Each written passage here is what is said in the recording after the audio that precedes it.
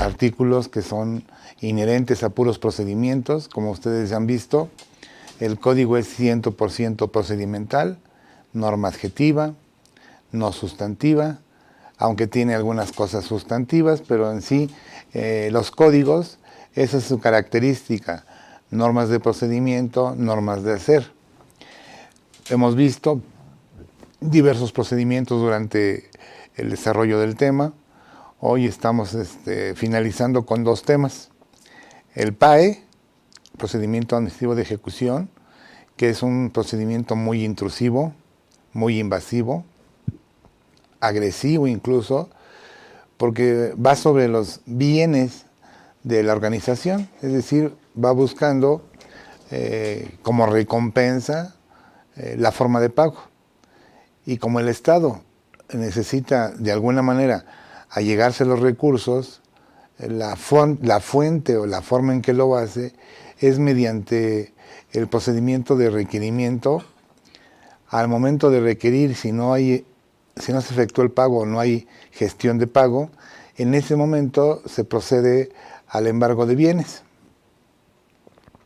Esos bienes pueden ser tanto los inmuebles como los muebles, como en su caso las negociaciones.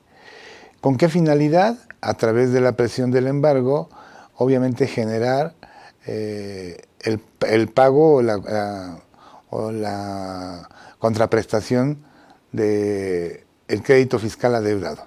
Para esto se necesita obviamente que el crédito esté firme. Por eso les decía la vez pasada, si podemos evitar un crédito firme, pues sería ideal, sí, sería ideal.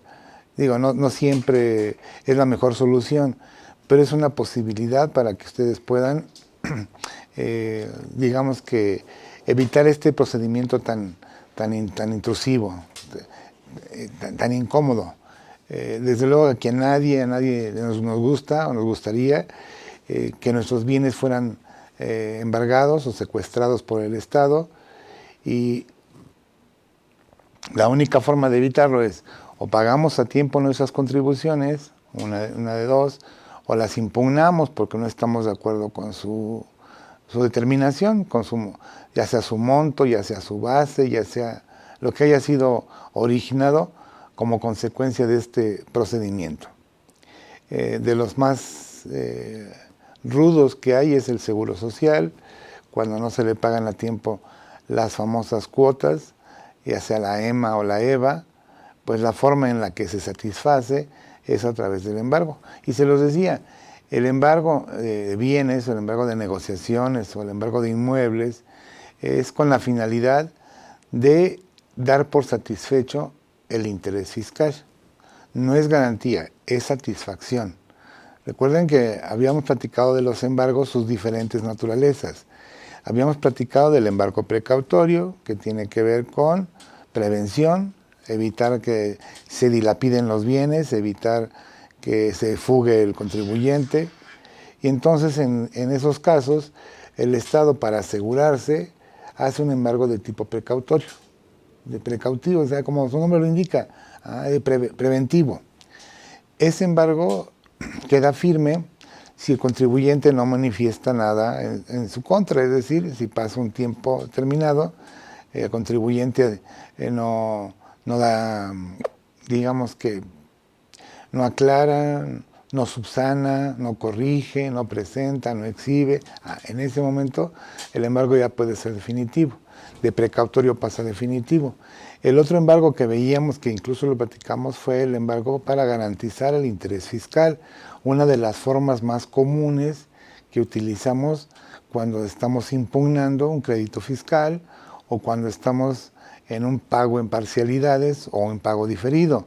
Garantizamos con un bien mientras estamos efectuando pagos a cuenta.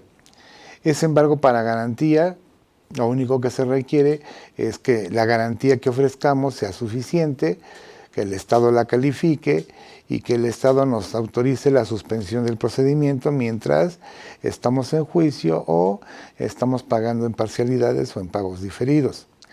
Y hoy vamos a ver el embargo para satisfacer el interés fiscal, para satisfacer ese crédito fiscal que se nos ha fincado, que se nos ha determinado y que por alguna razón está insoluto, no está cubierto, no se garantizó, no se peleó, no se discutió su validez, y por lo tanto el Estado pues llega con su facultad conferida desde código a hacer efectivo el adeudo. A nuestros amigos de Face, pues bienvenidos, creo que se están conectando. ¿Todavía no? Ok, bueno, me estoy adelantando. Muchas gracias, vamos a continuar entonces. Vamos a ver esta primera tesis, es una tesis de la 10ª época, aislada, es de 2018, y dice, pago de lo indebido, lo constituye el realizado como consecuencia de un crédito fiscal respecto al cual se declaró su nulidad de los actos del procedimiento administrativo de ejecución por actualizarse la prescripción de facultades de cobro de la autoridad y por lo tanto susceptible de devolución conforme al artículo 22, cuarto párrafo del Código Fiscal. ¿Qué habla esta tesis? Le aplicaron el PAE, pero el crédito ya estaba prescrito, el contribuyente lo peleó después de la aplicación del PAE, tuvo la razón y le dieron la sentencia favorable para la devolución del pago de lo indebido. ¿Okay? Recordemos que la prescripción es un pronunciamiento sobre el derecho sustantivo para lo cual estos pueden solicitar su declaratoria, ya sea vía acción ante las autoridades fiscales. Eso lo veíamos en el recurso de revocación, ¿ok? Cuando no se ha cobrado el crédito fiscal o bien cuando éste pretenda cobrarse por los medios de defensa correspondientes. En ese sentido, si el alcance de la declaratoria de nulidad de los actos de un crédito fiscal se actualiza la prescripción de las facultades de cobro, se traducen en que el actor obtiene la satisfacción absoluta de la pretensión planteada.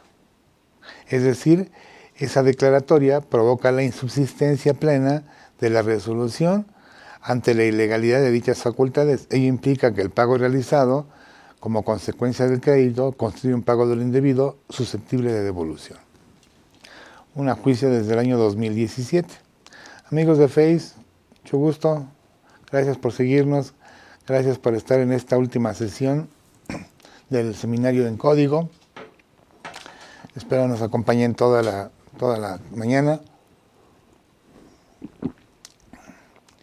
Ya termina este maratón con 2 temas. PAE, procedimiento administrativo de ejecución, es decir, un procedimiento muy agresivo, invasivo, y finalizaremos con los esquemas reportables.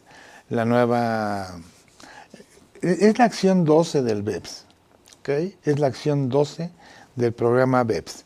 Creo que han escuchado ustedes hablar del programa BEPS, erosión de la base fiscal por traslado de beneficios, traducido ya en castellano. Este programa BEPS es un programa multinacional, multipaíses, en el cual se pretende combatir cuestiones fiscales. Son 15 puntos de acción. El punto 12 habla de la planeación fiscal. Y lo que quieren es que todos los estados revelen sus mecanismos de planeación fiscal. A eso se refiere esquemas reportables, a esquemas de planeación fiscal. Y vamos a platicar un poquito de cómo funciona, cuáles son sus reglas. Es un tema nuevo, es un tema que se incorporó apenas en 2020. Entonces, espero nos puedan acompañar para checarlo. Estábamos viendo tesis de los colegiados de la Corte en relación al PAE precisamente, al procedimiento de ejecución. Y dice esta otra tesis, garantía del interés fiscal. La obligación de la autoridad de calificarla y aceptarla, prevista en el 87 del reglamento del Código, no es exigible tras no ser embargo practicado dentro del PAE. ¿Cómo está eso? A ver, el 141 nos habla de las formas de garantizar. ¿Se acuerdan que decíamos que depósito en dinero, carta de crédito, prendo hipoteca, fianza, obligación solidaria, embargo en la vía administrativa o títulos valor cartera? Para lo cual debemos atender a los requisitos que para cada una de las formas dispone el título 4 de lo que es garantía del interés fiscal. Ahora bien, el artículo 87 establece que la garantía que se ofrezca será objeto de calificación y aceptación, y en su caso, por la autoridad fiscal. Lo anterior significa que para que esa garantía logre constituirse en términos del precepto, debe seguirse una serie de reglas especiales y tomar en cuenta que en esa fase, si bien se ha determinado un crédito fiscal, este aún no es exigible. De ahí que la autoridad deba cerciorarse de que la garantía ofrecida cumpla con los requisitos legalmente previstos y sea suficiente para cubrir el adeudo. Sin embargo, no es válido exigir el cumplimiento de requisitos previstos en el reglamento, tratándose del embargo practicado dentro del PAE, ya que en esa etapa trata de hacerse exigible un crédito no cubierto ni garantizado en alguna de las formas descritas, y por ende la autoridad fiscal no está obligada a llevar a cabo la calificación y la aceptación. Y tiene lógica. Una cosa es garantizar, otra cosa es satisfacer, y eso aclara lo que les he venido diciendo. Son cosas diferentes. Cuando yo ofrezco el embargo como garantía, es para que se califique la garantía y vean si la garantía que ofrezco es suficiente para garantizar precisamente el interés fiscal. Pero si el crédito fiscal ya está firme, pues ya no hay una garantía. Ahí lo que va a pasar es que se van a satisfacer. Y la forma de satisfacerse es a través del embargo. Por lo tanto, ya no le aplica la aceptación del 87 del reglamento. A eso se refiere esta tesis. ¿Okay? Una más. El embargo de créditos. El embargo de créditos es embargar las cuentas por cobrar del contribuyente. Es otro, digamos que es parte del procedimiento de ejecución. Ustedes tienen cuentas por cobrar. Llega el fisco y dice, pues esas cuentas por cobrar, le manda el fisco un comunicado en este caso al acreedor, y le dice, oye, no le pagues a Juan, págame a mí. Y ese embargo de créditos o embargo de cartera de cobro es precisamente con la finalidad de que el otro le pague al fisco, y con eso el fisco se sienta satisfecho. Es un procedimiento que está en el artículo 160 del Código Fiscal, que ahorita vamos a ver. ¿Ok? Bueno. Y aquí es donde nace el PAE. Artículo 145 del Código Fiscal de la Federación. Ahí nace el procedimiento administrativo de ejecución. También se le conoce como el procedimiento económico coactivo. Coactivo porque hay una coacción.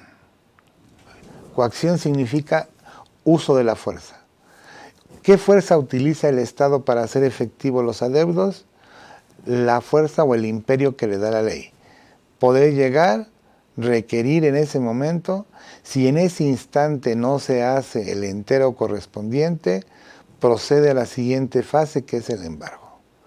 Y a través del embargo ya decidirá si con el embargo y con los bienes embargados da por satisfecho su interés. O sea, ya no le requiere más. Nos dice el 145. Las autoridades fiscales exigirán el pago de los créditos fiscales, y dice dos cosas: que no hubieran sido cubiertos o garantizados dentro de los plazos. Ahí está. O sea, si no se ha pagado o no se ha garantizado, lo van a exigir, y será a través del procedimiento administrativo de ejecución. Después ahí mismo nos dice, ¿se podrá practicar embargo precautorio? Esa es otra cosa. Esa es una potestad. Cuando el contribuyente desocupe el domicilio sin haber presentado aviso de cambio, se oponga a la práctica de la notificación de créditos fiscales correspondientes, ese es el embargo precautorio. Tenga créditos fiscales que debieran estar garantizados y no lo estén, o la garantía resulte insuficiente. 2. La autoridad trabará el embargo precautorio hasta por un monto equivalente a las 2/3 partes de la contribución determinada, incluyendo sus accesorios. Si el pago se hace en los plazos legales, el contribuyente no estará obligado a cubrir los gastos que origine la diligencia de pago y embargo, y se levantará dicho embargo.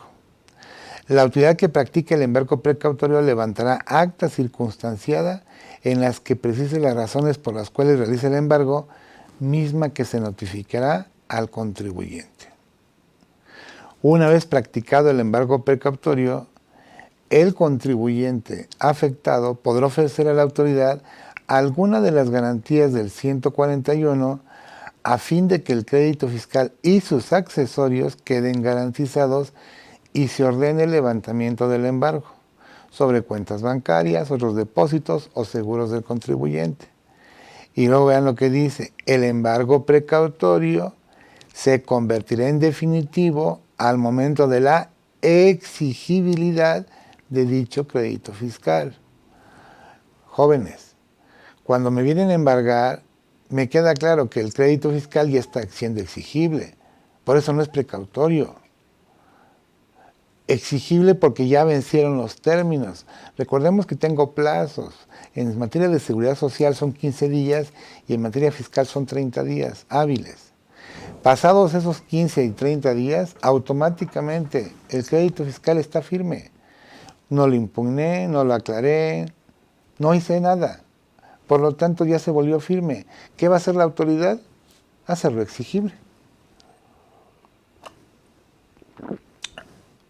He visto que ha habido algunas confusiones porque dice el ejecutor cuando llega a embargar: vengo a hacer un embargo precautorio. Yo diría, ¿pero por qué precautorio? Si no me estoy escapando, no me estoy yendo, no he hecho cambio de domicilio, no me he colocado en ninguno de los supuestos del 145, primera fracción, letra A, B, C, o la fracción segunda. Pero para no entrar en discusión con ejecutores y tratar de explicarles, oye, es que yo conozco más de código que tú, porque luego se sienten afectados, se sienten lesionados, díganle que sí, que lo levante, ¿ok? Pero no es un embargo precautorio. Ya lo vieron. ¿En qué casos procede el embargo precautorio? Créditos fiscales no firmes. ¿Ok? 147. Cuando haya controversias entre fiscos federales y fiscos locales, ¿quién tiene titularidad? ¿Quién tiene prelación o preferencia? ¿Ok? Y dice: la preferencia corresponderá al fisco que tenga a su favor créditos por impuestos sobre la propiedad raíz, tratándose de los frutos de los bienes inmuebles o de la venta de estos. En los demás casos, corresponderá al fisco que tenga el carácter de primer embargante. Luego entonces, cuando tengamos dos autoridades que lleguen a embargar o que lleguen a cobrar un crédito fiscal no firme, firme, que no impugnaron, que no garantizaron, ¿quién tiene derecho de prelación? El fisco que haya sido el primer embargante, o el fisco que en su caso tenga facultad sobre la venta de un bien inmueble. Si en el proceso de ejecución, en el procedimiento de ejecución, concurren contra un mismo deudor el fisco federal con el fisco local, quiero imaginar SAT y finanzas de la Ciudad de México, o finanzas de cualquier estado, ¿ok?, fungiendo como autoridad federal de conformidad con los convenios de coordinación fiscal o con los organismos de seguridad social, que sean competentes para cobrar coactivamente contribuciones, el procedimiento continuará, según sea el caso, por todos los créditos fiscales federales omitidos. Es decir, si hay concurrencia en ese momento y dos fiscos acuden, primero va el fisco federal, seguridad social, y después van los fiscos locales. De lo que se obtenga, cómo se canaliza ese recurso o esa percepción, esa contraprestación. Bueno, primero se va a gastos de ejecución. Después de gastos de ejecución, vamos a los accesorios de las aportaciones de seguridad social. Van en primer lugar. Después se paga seguridad social. En siguiente posición van los accesorios de las demás contribuciones y créditos fiscales. Y por último, todas las demás contribuciones. Así que lo primerito que se cobran cuando entra un crédito fiscal a una situación de estas, lo primero es, vamos a cobrar gastos de ejecución. Después, los accesorios de las aportaciones de seguridad social. Después, las aportaciones de seguridad social. Después, las contribuciones federales.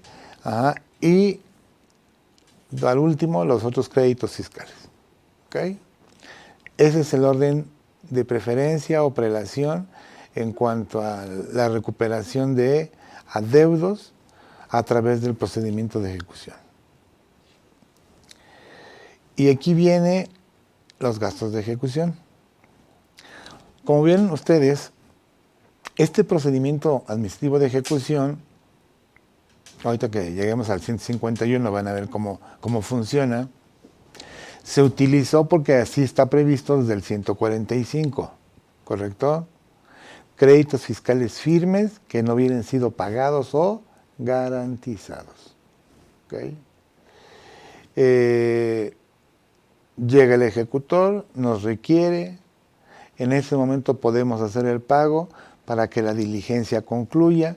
Si no hacemos el pago, va a continuar la diligencia con el embargo y ahorita vamos a ver las consecuencias, pero todo ese procedimiento ya conlleva una serie de gastos. Se llaman gastos de ejecución. Y dice el 150, cuando sea necesario emplear el procedimiento de ejecución, ahí está, cuando sea necesario. Para hacer efectivo un crédito fiscal, vamos a pagar el 2% del crédito fiscal por concepto de gastos de ejecución por cada una de las diligencias. ¿Cuántas diligencias prevé que se puedan generar gastos de ejecución? Y dice el fisco 3, por el requerimiento, que ahorita vamos para allá, por la del embargo y por la del remate. ¿Okay? Remate, enajenación fuera de remate o adjudicación al fisco federal. O sea que en total podríamos pagar hasta un 6% de gastos de ejecución, 2 del requerimiento, 2 del embargo, 2 del remate, enajenación fuera de remate o adjudicación. Cuando en los casos de las fracciones el 2 sea menor de 480 pesos, se va a cobrar 480 pesos. Si el crédito es de 2,000 pesos y lo multiplicamos por 2 daría 40. Ahí se van a cobrar 480 pesos. Ahora, si el crédito es de 50 millones de pesos, no tampoco se cobra el 2. Se cobra 74,700 pesos por diligencia. ¿Okay? Como verán, al final de cuentas, ya sean 480 o 74,000, pues duele, es dinero. Dinero que nos pudimos haber ahorrado. ¿Cómo? Pagando a tiempo. ¿Cómo? Impugnando el crédito fiscal en su momento, si es que tengo argumentos. Es decir, no esperando su ejecución. El ejecutor va sobres porque de esto participa. Pues, obviamente al ejecutor le interesa esto. ¿Por qué? Porque pues, es su ingreso. Es parte de lo que se va a llevar a su bolsillo y por lo tanto pues llegan con toda la, digamos, la fuerza,